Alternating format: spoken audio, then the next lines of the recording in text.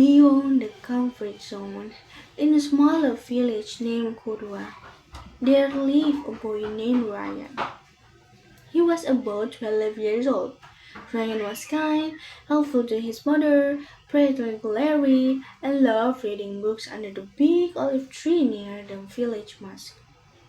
But Ryan had one habit.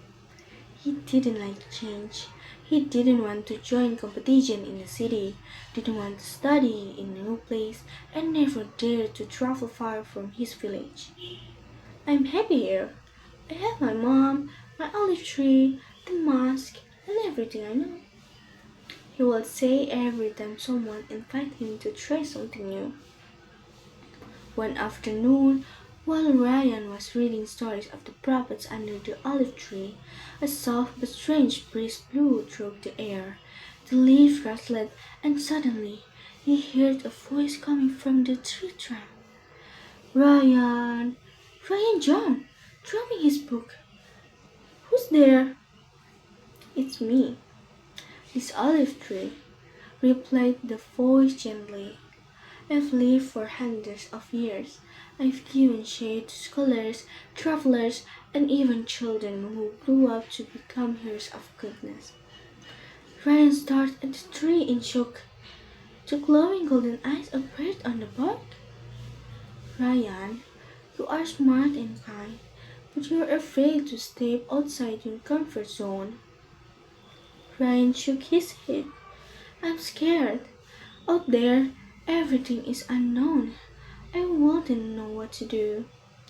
The tree replied patiently.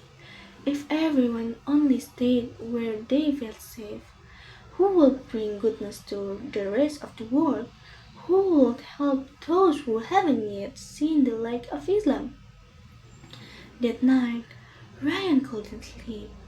He talked about the story of Prophet Muhammad who had to leave his beloved Mecca and move to Medina.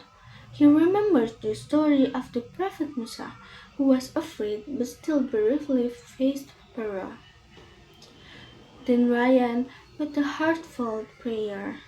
Oh Allah, if I must leave my comfort to do what is right, please guide me.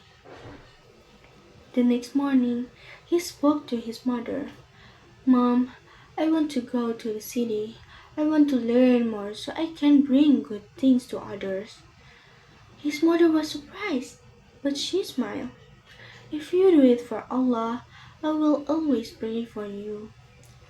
A few days later, Ryan left for the city with a group of scholars. He joined a small Islamic school.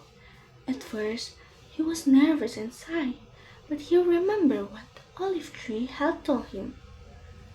Goodness does not grow in still soil, but in soil that is still. In the city, Ryan learned to recite the Quran better, studied hadith, learned to write, and even helped poor children learn to read and pray.